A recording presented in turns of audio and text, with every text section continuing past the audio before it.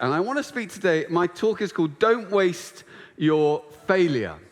And we've probably all experienced in life the excitement and the joy of starting a new venture, maybe a new relationship or a new job or a new journey of following Jesus and exploring what it means to follow him and feeling a sense of hope and expectation about what might be. And then realizing when we mess up in some way, things haven't quite worked out the way we hoped. Maybe we make a mistake at work, or the relationship hits the rocks, or the new venture you've started gets a bit bumpy and it gets a bit tricky. And you're following Jesus, but then it feels like you've lost the track and you've wandered off the path. And I've experienced that. I've experienced failure. I've experienced the gap between how I expected things to go and how they actually turned out, how I wanted to be and how I acted. When I thought God had given me an opportunity and I blew it. And I felt the shame in my life of letting people down, of letting God down, of letting myself down. And I don't know if you've had those moments where you think, maybe I'm not just cut out for this. Maybe I should back away. Maybe I'm not one of those people who's able to follow Jesus. Maybe that's reserved for the kind of perfect, shiny people who never seem to make a mistake. He can't have a purpose for someone like me who messes up, can he? How you face failure will hugely shape your future. So how do you thrive in spite of failure and even through it? Well, we're going to look today at a conversation Jesus has with the Apostle Peter, one of his closest followers, and yet in a dramatic, public way, Peter failed. As Jesus is arrested and put on trial, Peter denies he even knew Jesus 3 times. And after the 3rd time, Peter knows in that moment the full extent of his failure. His weakness is exposed and he's let down the one he loves. And we pick up the story in John 21. After the resurrection, Jesus appears to his disciples. They're fishing. Peter sees him. He jumps in the sea. He rushes to shore. And Jesus is just there kind of cooking breakfast for them on a fire. And then they have this conversation. John 21 from verse 15. When they'd finished eating, Jesus said to Simon Peter, "Simon, son of John, do you love me more than these?" "Yes, Lord," he said, "you know that I love you." Jesus said, "Feed my lambs." Again, Jesus said, "Simon, son of John, do you love me?" He answered, "Yes, Lord, you know that I love you." Jesus said, "Take care of my sheep." The 3rd time he said to him, "Simon, son of John, do you love me?" Peter was hurt because Jesus asked him the 3rd time, "Do you love me?" He said, "Lord, you know all things. You know that I love you." Jesus said, "Feed my sheep. Very truly, I tell you, when you were younger, you dressed yourself and went where you wanted. But when you are old, you'll stretch out your hands and someone else will dress you and lead you where you do not want to go." Jesus said this to indicate the kind of death by which Peter would glorify God. Then he said to him, "Follow me." First thing to remember when you're facing a failure is that your failure might come as a shock to you, but it doesn't shock Jesus. No one would have predicted that Peter would have been the one to fail. He'd been called personally by Jesus to follow him. He did so straight away. He spent the next few years being trained by Jesus. No better training or leadership program on the face of the earth ever. He'd seen how Jesus had lived. He'd seen how he'd behaved. He'd heard his teaching. He'd watched him heal people and transform lives. He was part of the inner circle. The people Jesus kept particularly close. He came up the mountain with Jesus and saw him transfigured. And Peter was full of confidence. He was a natural leader. He recognized Jesus as the Messiah. You would think there would be no better preparation for facing a challenging season, for facing a difficult test. And Peter was pretty sure of himself. Jesus warned him. He said, "You're going to approach a time of trial." And he says, well, not me. I'm not going to leave your side. Don't worry about me. Lord, I'm ready to go with you, even to prison and to death. No one saw it coming, least of all Peter. But Jesus saw it coming. He said, "Before the cock crows, you will deny me 3 times. And that's what happened. Peter denies Jesus 3 times that very night. And then Peter went outside and wept bitterly. Your failure might come as a shock to you, but your failure doesn't shock Jesus. I wonder if you've ever felt how Peter felt here, whether you've ever gone out and wept bitterly. You might not have denied Jesus 3 times, but I think we can all probably think of 3 mistakes we've made, 3 times we've let Jesus down, 3 times when we feel like we've failed. When I was at school, the school I went to was quite rough, and so it was a hard place to learn at times. There were lots of fights and lots of distractions, and it was a bit crazy. But out of a year of about 140, there were about 10 of us who went to a sixth form college, and we got the chance to do A-levels. It was very exciting, and one of the extraordinary things about it was at the sixth form college, people let the teachers teach. It was amazing. And so you went into the classes and everyone listened to the teachers and they did the work and you could just engage. It was extraordinary. So for us, it was like stepping into Narnia. It was very exciting and we really enjoyed it. And one of the teachers was a brilliant politics teacher called Mr. Smith. And he was inspiring. He was passionate. He brought politics to life. I absolutely loved learning from him. And the only thing was, Mr. Smith seemed to have a bit of an issue with faith and quite a big issue with Christians. And at the same time, we'd started this little youth group where I grew up on the estates around there, and lots of people coming to faith. It was growing. It was really exciting. And a couple of people in my life said to me, Stephen, we think you might have some kind of anointing to tell people about Jesus. And I thought, well, that's a bit odd. What a weird thing to say. And so I didn't really think much about it. Anyway, then one day in college, Mr. Smith was having one of his rants about faith and about Jesus, as he did from time to time. And he was talking, these Christians, they're completely crazy. They think Jesus is going to return. It's absolutely ridiculous. No one believes any of that stuff anymore. I bet no one in this class believes any of that stuff, do they? And then he kind of looked right the way around the class. And there was this moment where his eyes kind of met with me. And I just kind of put my head down. And I actually just shook my head like this. And then he just carried on ranting. And as I walked out of that classroom, I felt so ashamed. I felt so embarrassed.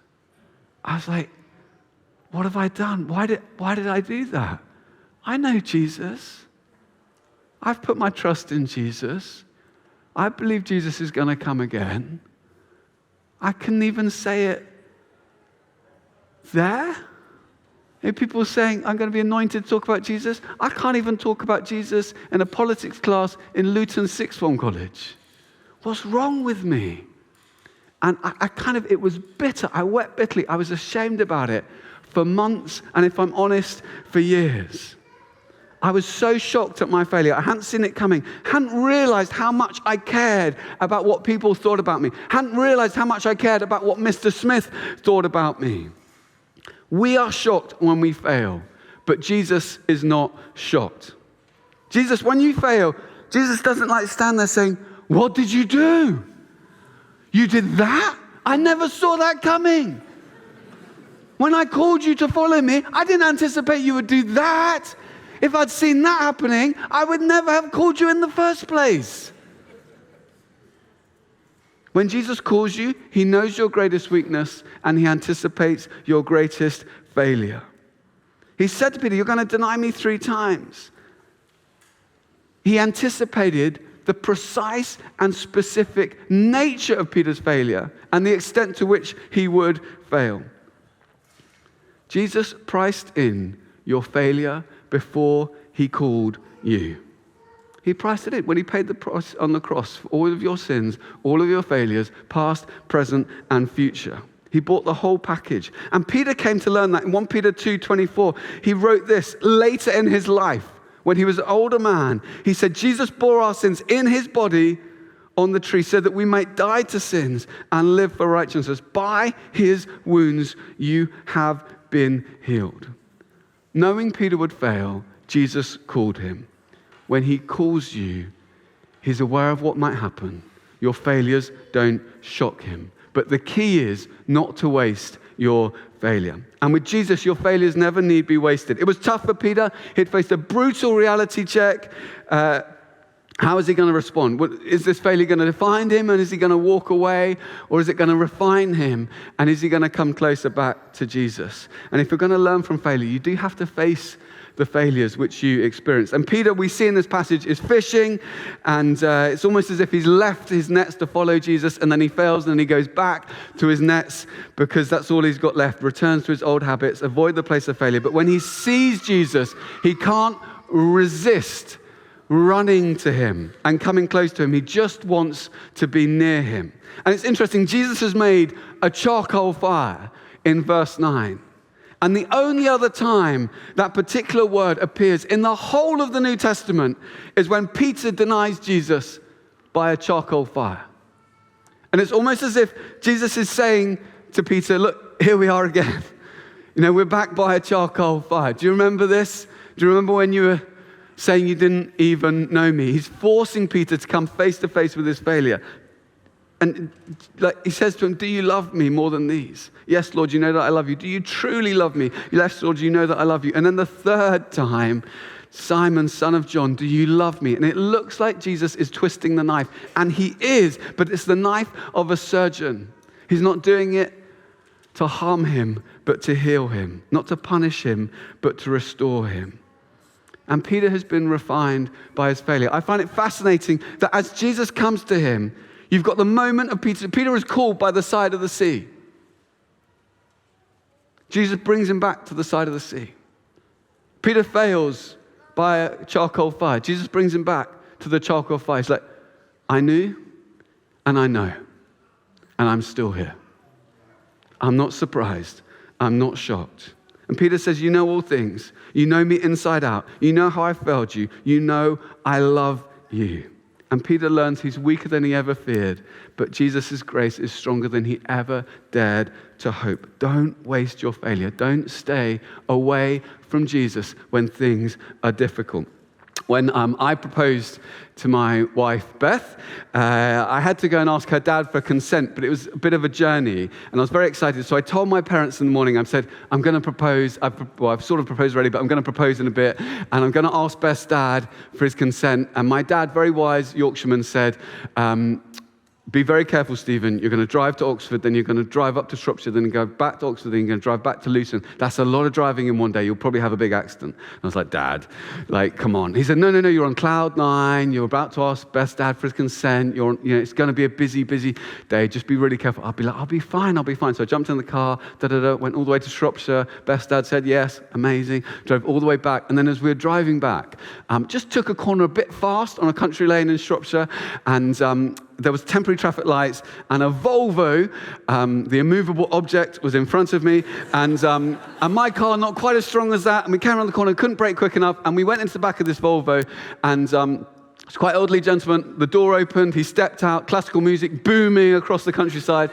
He walked round to my car, the bonnet was about this big, and it had been all squashed up, and he kind of knocked on the window. I wound it down. He said, did you just hit my car? And I was like, yes, I hit your car.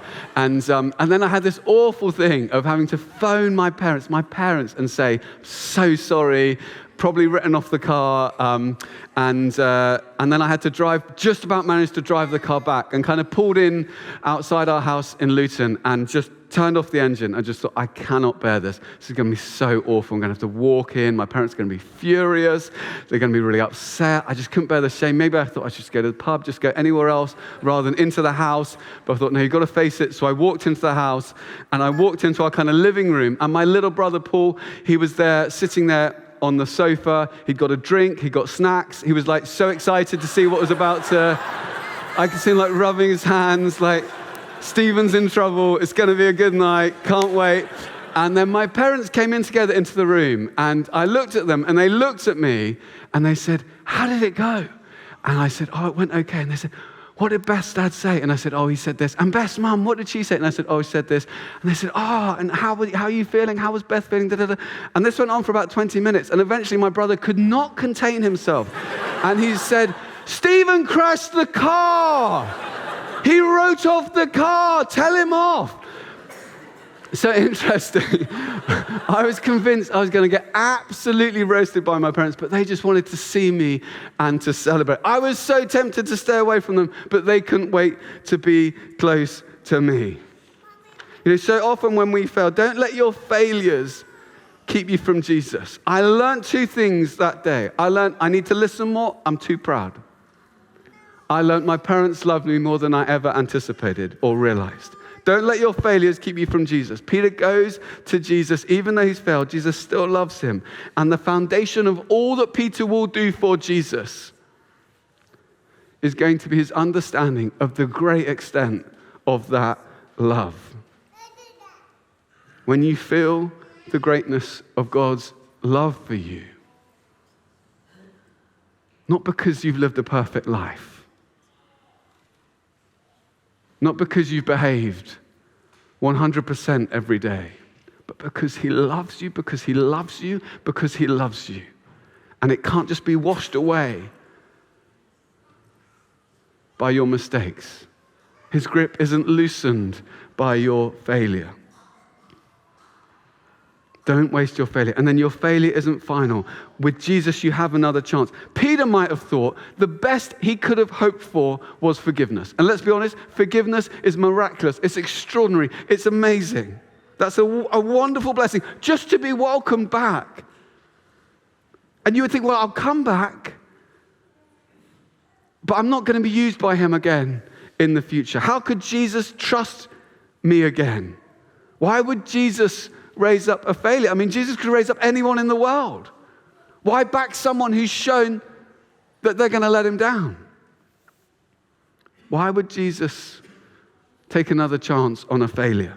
But failure is an incident, not an identity. You might have failed, but you are not a failure. Your identity is in Jesus Christ. And Jesus doesn't just forgive Peter, he restores him. He says 3 times, feed my lambs, take care of my sheep, feed my sheep. Out of love for me, serve me. And he restores him and he recommissions him. And he gives Peter this responsibility for caring for his people. His key role in helping people to grow in faith. And he calls him again to follow him, to grow in his faith. Peter learns his failure is temporary, but Jesus' faithfulness is forever. And it starts to make sense of what Jesus said to Peter before he failed. I find this fascinating. Jesus says to Peter, Simon, Simon, Satan has asked to sift you as wheat, but I have prayed for you that your faith may not fail. When you've turned back, strengthen your brothers. Even before Peter fails, Jesus is anticipating the precise manner of his return and his restoration. And he's praying for him. He's praying for his calling. He knows he's going to face difficult times. He knows it's not going to be rosy. He knows there are going to be bumps and scrapes and scars and wounds. Jesus' purpose for your life is not dependent on your perfect performance. Jesus doesn't pray for you because you're perfect and don't make mistakes. He prays for you because you're not perfect and you're going to make loads of mistakes. And sometimes you're going to make mistakes even as you try and follow him wholeheartedly. Jesus prays that Peter's faith won't fail. Because the calling and promises of God are irrevocable, they're unbreakable. And the sovereignty of God is such that his purposes in your life can flourish even in the midst of your failure. But there's a cost. And we're called for a cost. It says verse 18, verse 19. Jesus says, when you are old, you'll stretch out your hands. Someone else will lead you and take you where you do not want to go, but follow me. And he says, look, you're going to have to die for this. And Peter is transformed by this encounter with the risen Jesus, completely transformed by it. So much so that weeks later, he's able to stand before a crowd and speak boldly about Jesus. Speak boldly, and thousands come to trust Jesus. So much so that when he's on trial for his life in court, he's told to stop speaking about Jesus. And he says to the court, I cannot help speaking about what I've seen and heard. It's like Jesus uses the very point of Peter's weakness and his failure as the very means of him demonstrating his power and his purposes in his life. Peter knew the bitter pain of failure, but he knew even more the joy of restoration. Jesus could have just left Peter to one side. He had plenty of options. But Jesus doesn't give up easily on those he calls to follow him. You know, after I failed, after I denied I knew Jesus, I thought, I don't think I should do this anymore. I don't think Jesus could trust me anymore. I think I should just back away and live a quiet life. And then I had an encounter with Jesus by the Holy Spirit when I was studying in this city. And it changed me so much. I just felt his love and I felt his forgiveness. I thought, I'm going to give this another shot if that's okay, Jesus. So I phoned up Mr. Smith and I took him for a pint. Had a great chat and told me I was one of his favorite students, which was always nice to know. And he said, what do you want to do with your life? And I said, well, I want to work as a barrister because I'd like to kind of help people in terms of justice. He says, you can make loads of money as a barrister. I said, I'm not really that interested in money. I'm more interested in justice. He says, watch out, Steve. You're sounding a bit Christian. I said, well, it's funny you say that, Mr. Smith, because I am a Christian. And he looked so shocked. And he said, what do you mean?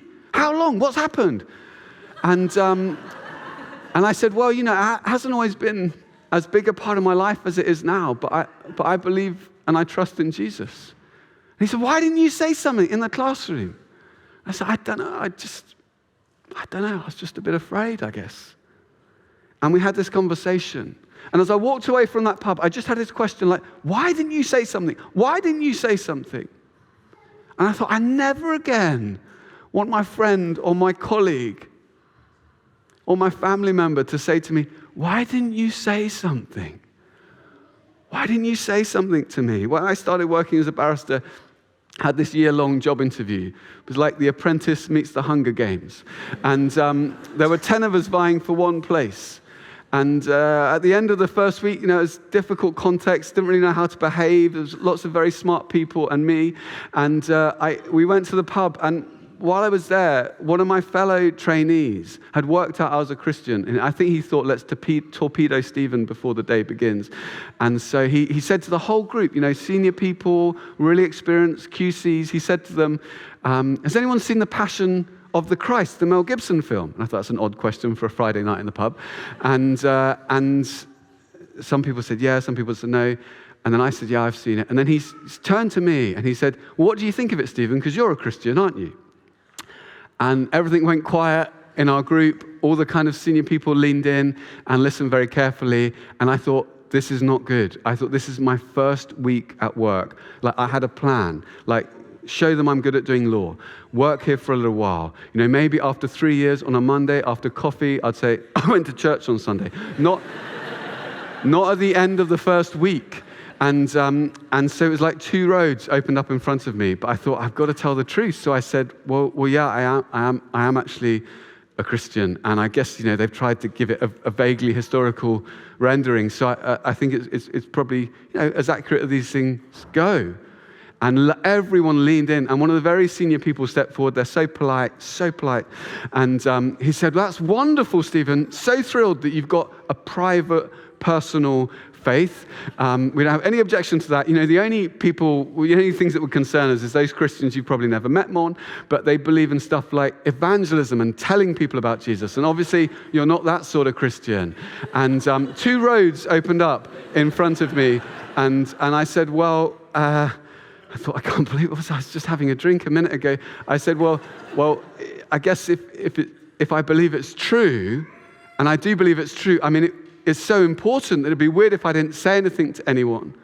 And so I guess, in a sensitive way, I'd love to talk to people about it. He said, of course, in a quiet, appropriate way. If people are interested in your faith, of course you can have people talk about it. He said, I guess what I'm really getting at, it's those Christians who believe in things like miracles and speaking in tongues and all those other crazy things. I'm sure you're not one of those kind of Christians, are you? And two roads opened up in front of me, and I thought, I am down now. I'm like in, there's no way back. So I said, well, when I read the New Testament, when I read what happened in the early church, it seems like there were miracles. It seems like these things happened, and so I think they're available today, and actually I do have some experience of those things. And they were like, oh. And as I walked away from the pub that night, I was like, this is the shortest career anyone has ever had. I was like, God, it's over to you. And the strange thing is about God, it's like those who honor him, he honors. And so I thought it was kind of a floundering, flustered person straight out of uni trying to stick up for the Christian faith on a Friday night in front of a load of experienced barristers. What they saw was a 22-year-old who was prepared to stand their ground, even though everyone was against them. And they thought, we can work with that. And so I was there for a number of years and got to talk to a number of people about my faith. Don't waste your failure. I have failed. I will fail. I almost believed the lie that because I failed to use my voice on one occasion, I was disqualified from using it ever again. Maybe you failed in a particular area, even the last few months, and you think, because I failed in that area, that disqualifies me from ever doing anything in that space ever again. You might have failed, but Jesus isn't finished with you yet. And I'm resolved, as long as I have breath in my lungs, as long as I can speak, I'm going to tell people who Jesus is and what he's done. He's my Savior. He's my rescuer. He's my Lord. He's my deliverer. He's my strong tower. He's not going to let go of me. And if I can introduce you to anyone in the world, I'm going to try and introduce you to him because he's the most extraordinary person that's ever lived on the face of the globe.